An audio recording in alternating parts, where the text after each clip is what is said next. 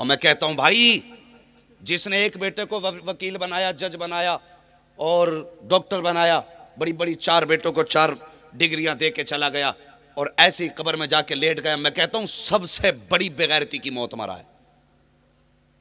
ہاں، غلط نہیں کہتا۔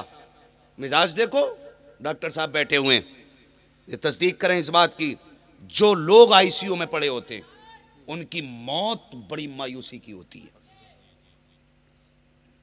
اب تو مزاج ہو گیا، سانسیں بند ہو گئی پھر بھی آئی سی یو میں کوئی لے کے بھاگ رہا، مرے ہوئے کو لے کے جا رہے ہیں، کوئی جان ڈال دے۔ او بھائی میں ایک بات کہتا ہوں، اگر لگے نا کہ یہ بچنے والا نہیں ہے تو آئی سی یو میں لے کے نہ جا، اپنے گھر میں لٹا لے۔ خدا کی قسم، جو شفا رب نے قرآن میں رکھی ہے نا، وہ کسی انجیکشن میں نہیں رکھی ہے۔ بے شک۔ ہاں، دوا بھی کر سکتے ہیں آپ، لیکن میں کہتا ہوں اگر تم زندگی سے مایوس ہو تو ایم بی بی ایس کے پاس آئی سی یو میں بھرتی نہ کرو، ورنہ سنو، جس چادر پہ لیٹا وہ چادر ناپاک، جس بستر پہ لیٹا وہ بستر ناپاک، جو اسے کپڑے پہنائے گئے وہ کپڑے ناپاک، جو دوائی اسے لگائی گئی وہ دوا ناپاک، جتنے کمپاؤنڈر اور نرسیں وہاں کھڑی ہیں سب کی سب ناپاک ہیں۔ بتا تو صحیح، رحمت کے فرشتے آئیں گے تو کہاں آئیں گے؟ وہ مرے گا تو سانسیں کیسے نکلیں گی؟ اس وقت دیکھو بندہ آئی سی یو میں ہے، رشتہ داروں کے حالات دیکھو، کوئی ہاتھ میں جوس کی تھیلی لٹکا کے لے کے جا رہا ہے اور اس کے منہ پہ آکسیجن لگا ہے، کوئی سیب لے کے جا رہا ہے، کوئی کیلے لے کے جا رہا ہے، اب وہ آئی سی یو میں بے بسی کی زندگی جی رہا ہے، آنکھ سے آنسو بہ رہے ہیں۔ تم نے آئی سی یو والوں کو دیکھا ہوگا کہ گردن تک نہیں ہلا سکتے لیکن آنکھ سے آنسو بہتے ہیں، تو کبھی سوچا یہ کیوں رو رہا ہے؟ اس کے آنکھ سے آنسو کی وجہ کیا ہے؟ کیوں رویا؟ کیوں آنکھ سے پانی آیا؟ یہ مرض کی وجہ سے نہیں آیا پیارے، یہ تیرے ہاتھ میں جوس کی تھیلی دیکھ کے رو دیا ہے، یہ تیرے ہاتھ میں سیب دیکھ کے رو دیا ہے، یہ تیرے ہاتھ کے پھل دیکھ کے رو دیا ہے۔ اس لیے نہیں رویا کہ میں انہیں کھا نہیں سکتا، اس لیے نہیں رویا کہ میں انہیں پی نہیں سکتا، یہ اس لیے رویا ہے کاش کوئی ان میں سے پھل کی جگہ میرے لیے قرآن کی تلاوت لے کے آ جاتا، کوئی ان میں سے جوس کی جگہ سورہ یاسین کا تحفہ لے کے آ جاتا، کاش کوئی ان میں سے کیلوں کی جگہ میرے لیے سورہ ملک لے کے آ جاتا۔ وہ کہتا ہے کاش اگر ایسا ہو جاتا، یہ قرآن لے کے آ جاتے، اگر سکھ سے جی نہیں سکتا تھا کم سے کم سکون سے عزت کی موت تو مر سکتا تھا۔ سبحان اللہ، سبحان اللہ، زندہ باد، زندہ باد۔ خدا را اپنے گھر میں قرآن کا ایک پودا لگا لو، ایک پودا قرآن کا لگا لو، یہ کوئی نرسری میں پودا نہیں ملے گا۔ مولوی صاحب سے پوچھیں گے قرآن والا پودا کون سا تھا؟ قرآن کے پودے سے مراد یہ اپنے کم سے کم ایک بیٹے کو قرآن کا قاری بنا لو تاکہ تم بے بسی کی موت نہ مر سکو، مایوسی کی موت نہ مر سکو۔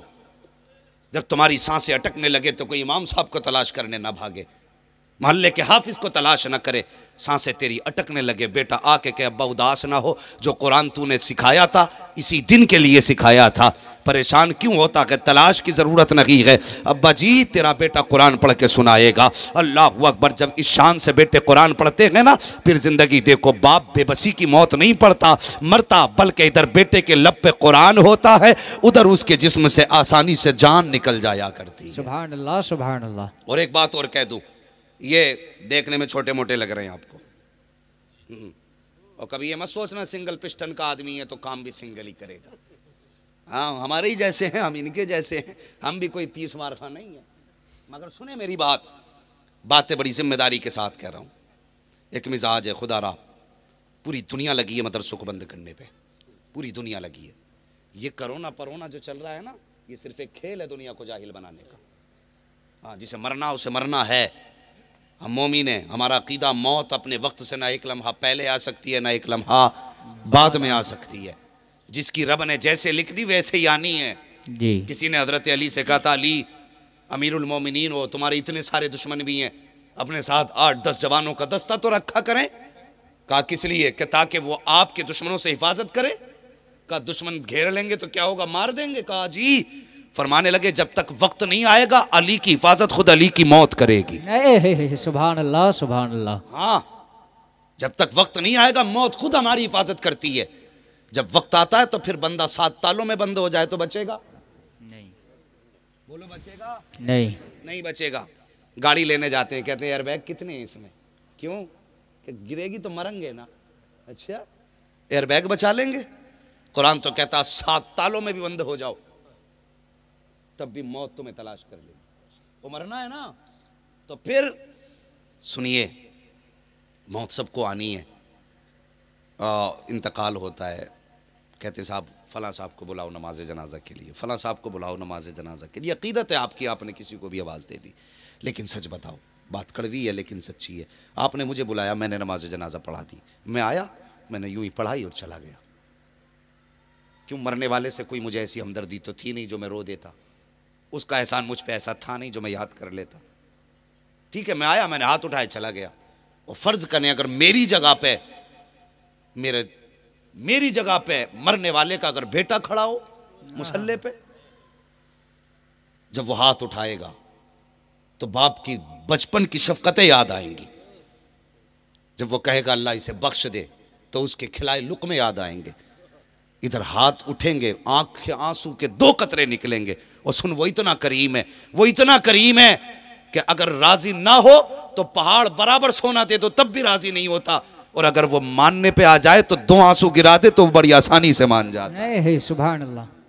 تیرا اگر اپنا بیٹا بیٹھا ہو، وہ ہاتھ اٹھا کے کہے یا اللہ یہ جو جنازے میں لیٹا کوئی میرا دور کا نہیں، میرا اپنا ہے، یہ میرا باپ ہے، مالک اسے بخش دے. خدا کی قسم جو درد بیٹے کے لہجے میں ہوگا وہ درد میرے لہجے میں نہیں ہوگا. جو اثر بیٹے کی آواز میں ہوگا وہ اثر مفتی صاحب کی آواز میں نہیں ہوگا. اس لیے کم سے کم بیٹے کو ایک کو قرآن کا قاری بنا لو تاکہ تمہاری نماز جنازہ کوئی اجنبی نہ پڑھائے، تیرا اپنا بیٹا پڑھائے. اور آج سوسائٹی کو دیکھو صاحب، آج تو بیٹا اتنا بے غیرت ہے کہ اسے باپ کے جنازے میں کھڑے ہونے تک کی توفیق نہیں ہے. جب اجازت کی باری آتی ہے کہتے کہاں ہے بیٹا، تو وہ کنارے پہ کھڑے ہو کے باہر سے کہتا پڑھائیے جی نماز. کیوں؟ تو نماز میں شامل نہیں ہو سکتا؟ کہ میرے کپڑے درست نہیں ہے. اور تو کتنا کم نصیب ہے تجھے باپ کی نماز جنازہ نہ مل سکی. تو کتنا بدبخت ہے جو باپ کے جنازے میں شامل نہ ہو سکا. اور خدا کی قسم میں دعوے کے ساتھ کہتا ہوں جس گھر کے اندر ایک قرآن کا قاری ہوتا ہے وہ پورا گھر آفت و مصیبتوں سے محفوظ ہو جایا کرتا ہے. سبحان اللہ سبحان اللہ. زندہ باد زندہ باد. بہت اچھے. قرآن کا قاری. اور ایک بات اور کہہ کے بات ختم کر لوں، میں وقت کافی ہو چکا ہے، سردی بھی بہت ہے. آپ نے بڑی محبت سے سنا، بس ایک بات اور سن لیں. تو اللہ توفیق دینا تو اپنے چھوٹے چھوٹے بچوں کو قرآن سے جوڑیے. چھوٹے چھوٹے بچوں کو قرآن سے جوڑیے. قرآن سے جوڑنے کا مطلب کیا؟ اس کے گلے میں قرآن لٹکا دو؟ نہیں، اس کا رشتہ کسی عالم کے قریب کر دو. اگر کوئی عالم بستی میں نہ ہو مسجد کے امام کے پاس بھیج دو، اور سے کہو کہ میرے بیٹے کو قرآن کی بھلے ایک آیت سکھا مگر سکھا. اور سنو،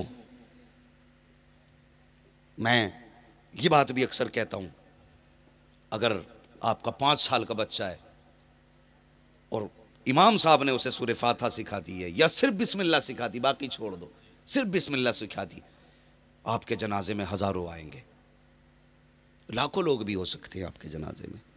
لیکن ساتھ میں نا اپنے 5 سال کے بچے کی وصیت ضرور کر کے جانا کہ میرے چھوٹے بیٹے کو میری قبر پہ جنازے کے ساتھ ضرور بھیجنا. اس لیے کہ جتنے بھی ہاتھ اٹھاتے ہیں خلوص کسی کی نیت میں نہیں ہوتا ہے الا ماشاء اللہ. مگر اگر آپ کا چھوٹا بچہ، وہ بچہ جس کی عمر 5 یا 6 سال ہے، اگر تمہاری قبر پہ کھڑے ہو کے ہاتھ اٹھائے گا، میرا ایمان کہتا ہے اللہ اس پہ قبر کے ساری منزلوں کو آسان کر دے گا اور فرمائے گا فرشتوں اب حساب بھی لے کے کیا کرو گے، واپس آ جاؤ. اس کا چھوٹا بچہ قبر کے باہر کھڑے ہو کے مجھے رحمان کہہ کے پکار رہا ہے. ہاں، کبھی کبھی لہجوں کی بڑی قدر ہوتی ہے. اگر آواز اور اپنی دعاؤں میں اگر درد ہونا تو پھر مقبولیت بھی جلدی ہوتی ہے. لیکن ہم دین سے بہت دور ہیں. ہم نے کتا بلی پڑھایا، بیٹوں کو قرآن نہیں پڑھایا. مدرسوں میں بچے ڈالیے، دین کے قریب کیجیے. بڑی مکمل گفتگو اس تعلق سے حضرت سے آپ نے سنی ہے اور کتنا فائدہ ہے علم دین سکھانے میں. اور ہم ایک بات بتا دیں، جب سے یہ قوم نوکری کے چکر میں پڑی ہے نا تب سے تباہ ہو گئی. جب سے یہ قوم نوکری کے چکر میں، حضرت عمر نے کہا تھا جب تک یہ قوم تجارت کرے گی اس قوم کو کوئی نیچے دبا نہیں سکتا ہے. ہم نے تجارتیں تو چھوڑ دیں، جو رہ گئے تجارت میں قسمیں کھا کھا کے 9 کا 99 کر رہا، قسمیں کھا کھا کے 9 کا 99 کر رہا کہ ایمان سے مولانا تم سے کوئی فائدہ نہیں، بلکہ 5 روپے تمہیں چھوٹ میں دے رہا ہوں، جو بیچ رہا وہ بھی حرام کر لی. تو تجارت کی طرف زیادہ بڑھیں. ہاں، ہم نوکری کرنے نہیں آئے تھے دنیا میں، ہم حکومت کرنے آئے تھے. ان سے پوچھو علماء سے جو سرکاری نوکریاں لے رہے ہیں، خیریت نہیں، مطلب برکت ہی نہیں ہے. 60 ہزار تنخواہیں آ رہی ہیں اور پھر بھی قرضہ لیے بیٹھا.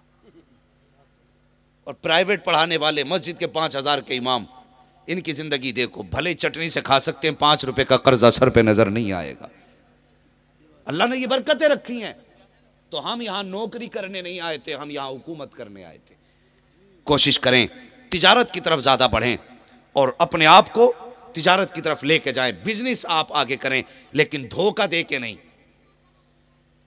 اگر کوئی 1 کلو لے رہا 900 گرام نہیں تولیں گے، بولو انشاءاللہ نہیں تولیں گے۔ انشاءاللہ۔ بول نہیں رہے کیا بات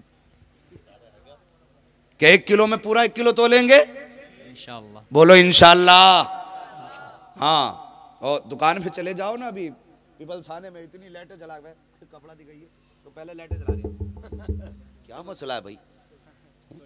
پہلے لائٹیں جلا رہا۔ اب گاؤں کا آدمی بیچارہ ریٹ دیکھ کے کپڑے کی قدر جانتا۔ اب تجربہ کار لوگ کہاں کے کپڑا دیکھ کے ریٹ جانے؟ وہ تجربہ کار لوگ تھے جو چھو کے بتاتے تھے یہ اتنے کا ہوگا، اب ریٹ پوچھ کے کہہ رہے ہیں نا کتنے کا، نا 1100 کا، نا اب اچھا ہے۔ تو انہوں نے بھی بلب لگا لیے خوب بہت سے لے، اب تو کہاں تک اچھا نہ بتا گا، اب تو بتا گئی اور لکھ دیا بھیا ھذا من فضل ربی، بڑا بڑا لکھ دیا۔ سب لوٹ کھسوٹ چل رہی ہے۔ خدا را جائز لیں۔ لاک ڈاؤن ہوا، کچھ لوگوں کی خصلتیں سامنے آئیں، کیا کیا حرکتیں نہ کی لوگوں نے، اتنی حرکتیں لوگوں نے کی کہ روک کے رکھ لیا سامان کہ ابھی مہنگائی بڑھے گی تو بیچیں گے۔ ہاں، روک کے رکھ لیا تو بیچیں گے۔ او بھائی، اللہ کے بندوں پہ رحم کیا کرو، رحم کیا کرو اللہ کے بندوں پہ۔ ایک بات اور بتا دوں، میتیں تو سبھی کے آگے پیچھے ہو رہی ہیں کہ نہیں ہو رہی ہیں؟ ہو رہی ہیں نہیں؟ کوئی ایسا گھر ہے تمہارے گاؤں میں جس میں سے کبھی جنازہ ہی نہ اٹھا ہو؟ ہے؟ یہی نہ کہے کوئی کہ میں نے ابھی بنایا 6 مہینے میں کوئی نہ مرا ابھی تک۔ 6 مہینے پہلے کا گھر پوچھ لوں گا پھر۔ ہر گھر سے کوئی نہ کوئی جنازہ اٹھا ہے۔ ہماری قوم کا حال دیکھو، جیسی ابا مرے یہ بھاگا پیپلز خانے کو، ٹوپی والوں کی دکان پہ پیٹی دے دو۔ کیا کرے گا؟ ابا ختم ہو گئے، کیا کرے گا؟ مسجد میں رکھنی ہے جا کے، لکھ دیا ابا کا نام اس پہ۔ کیوں لکھا بھائی؟ تاکہ کوئی پڑھے، اس کا ثواب ابا کو ملے۔ کبھی مسجد میں جا کے دیکھو اتنی پیٹیاں رکھی ہیں کہ رکھے رکھے گل گئیں، آج بھی پیٹی لیے جا رہا۔ مسلے کی جگہ کم پڑ گئی، پیٹیاں بھر گئیں۔ پیٹی پیٹی پیٹی پیٹی۔ کتنے قرآن ایسے ہیں کہ جن کو رکھے رکھے مہینے گزر گئے، کوئی کھولنے والا نہیں ہے۔ کتنی پیٹیوں کو سالوں سال گزر گئے، آج کوئی کھولنے والا نہیں ہے۔ اس نیت سے جا کے رکھی تھی پیٹی تاکہ کوئی پڑھے گا اس کا ثواب ابا کو ملے گا۔ او بھائی، اگر ثواب ہی پہنچانا چاہتا ہے تو ایصال ثواب کا سب سے آسان طریقہ یہ ہے کہ اگر تیرے گھر کے اندر کوئی میت پڑی ہے، باپ کو دفن کر کے آ، سیدھا مدرسے کے محتمم کے پاس آ اور اس سے آ کے پوچھ، بتا قرآن پڑھنے والے کہاں بیٹھ کے پڑھا کرتے ہیں؟ جس جگہ بیٹھ کر کہ یہ پڑھنے والے پڑھا کرتے ہیں اس جگہ کو اپنی آنکھوں سے جا کے دیکھ۔ اگر پنکھے کا انتظام نہ ہو تو باپ کے ایصال ثواب کے لیے ایک پنکھا لگوا دے۔ اگر یہ پانی نل کا پیتے ہیں، گرمی میں فریج کا انتظام نہ ہو تو باپ کے ایصال ثواب کے لیے ایک فریج کا اہتمام کر دے۔ اگر تو نے دیکھا بچوں کو جا کر کے کہ سردی کے موسم میں ٹھنڈے بستر پہ بیٹھ کے پڑھ رہے ہیں، باپ کے ایصال ثواب کے لیے گرم گدا لا کر کے دے دے۔ کسی بچے کو گرم رضائی کا انتظام کر دے۔ اور تو یہ سمجھتا ہے کہ قرآن کی پیٹی مسجد میں پہنچا دو گے باپ کی بخشش کے لیے کافی ہوگا؟ ثواب تبھی ملے گا جب کوئی پڑھے گا، رکھے رکھے ثواب نہیں ملتا۔ میرے کہنے کو ماننا، اگر انتقال باپ کا ہو جائے، مدرسے میں پنکھا لگوا، پانی کا انتظام کر، بچوں کے بستر کا انتظام کر، ان کے کھانے کا اہتمام کر۔ خدا کی قسم، گرمی کا موسم آئے گا، قرآن پڑھنے والا قرآن لے کے بیٹھے گا، ادھر پنکھا گھومے گا، ٹھنڈی ہوا طالب علم کے بدن کو لگے گی، ادھر اس کا جسم ٹھنڈا ہوگا، کوئی دعا کرے نہ کرے، ادھر طالب علم کو سکون ملے گا، ادھر قبر میں اب خدا تیرے باپ کی روح کو ٹھنڈک عطا فرما دے۔ سبحان اللہ، سبحان اللہ، زندہ باد، زندہ باد۔ کام کر کے جاؤ اپنے جیتے جی، تاکہ کوئی دعا کرے نہ کرے تمہارے ثواب کے راستے کھل جائیں۔ بے شک۔ بھیڑ کی چال نہ چلو، جدھر کوئی ایک چل دیا ادھر کوئی سب چل دی ہے۔ اللہ معاف کرے، میں اس قوم کے سامنے بیٹھا ہوں